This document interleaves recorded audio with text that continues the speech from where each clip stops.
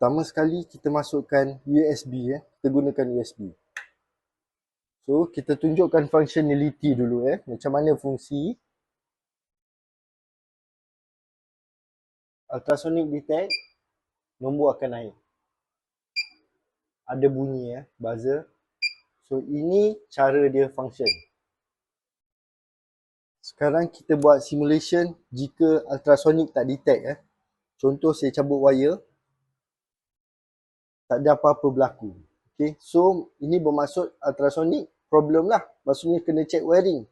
Kalau dia okey, kita boleh tengok dekat lampu sini.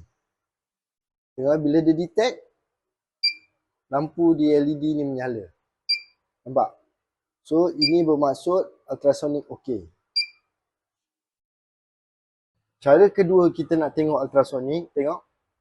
Kalau ultrasonic tak berfungsi, kita nak tahu benda ni berfungsi atau tak, kita masukkan satu kabel kepada pin 2. Pin 2 pin 2 pin 2. Okey. So kita touchkan kepada ground. Dia akan naik. Maksudnya display okey, buzzer okey. So confirm kena check wiring daripada ultrasonic. Okey. So kalau ultrasonic okey, dia akan jadi macam ni lah. Okey, itu saja. Sangat mudah cara troubleshootingnya. Okey, selalu kebiasaannya problem sebab wayar terlalu ketat kalau kabel tie.